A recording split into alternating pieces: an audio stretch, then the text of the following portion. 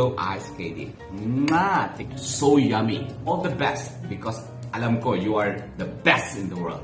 Don't forget to subscribe and click bell button para po sa ating mga future videos and upcoming exciting videos. Okay, we're ready and we're all set para sa ating special ice candy for today. Yan po ating mga ingredients. Okay, yung ating ripe mango, ating Nestle cream, ating condensed milk, ang ating white sugar, ang ating cornstarch, and yung ating 8 cups of water and another 1 cup of water pang dilute po ng ating cornstarch. Okay? Dilute po natin ang ating cornstarch sa ating 1 cup of water. Ayan. At this time, umpisahan na po nating i-mash yung ating mangga. Hayaan lang po natin until madurog po ang ating mangga. Okay? We're ready to cook.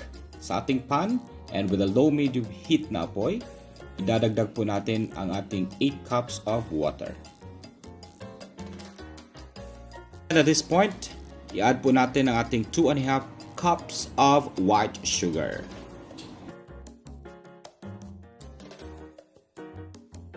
Add po natin ang ating 1 can of condensed milk.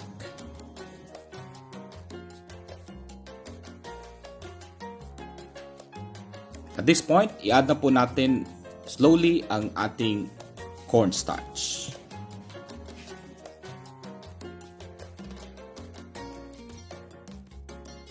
Okay? And then, ang last po na ihalo po natin ay ang ating mashed na mangga.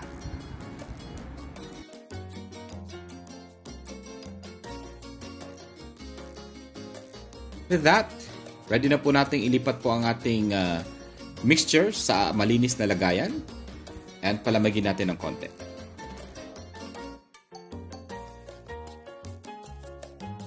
Pinakahuli po nating ihahalo sa ating mixture ay ang ating 1 can of all-purpose cream.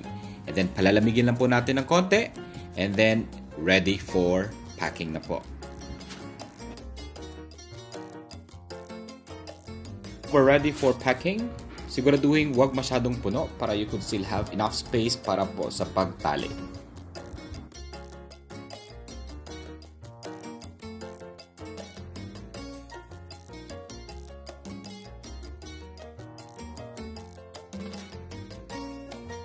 Pag natapos nyo na po lahat, punasan ninyo po at ilagay sa inyong freezer and let it stay there for overnight. Ito na po yung ating finished product, ang ating sobrang yummy na ice candy. Mango ice candy. Tikman na po natin. So yummy. Tama lang yung tamis, yung lasa, at saka yung yelo. Napaka-fine yung yelo. Yan po sekreto ng ating nilagay na cornstarch. Kaya, try this at home. Again, this is your Kuya PANDISOY. Wishing you all the best because alam ko you are the best in the world.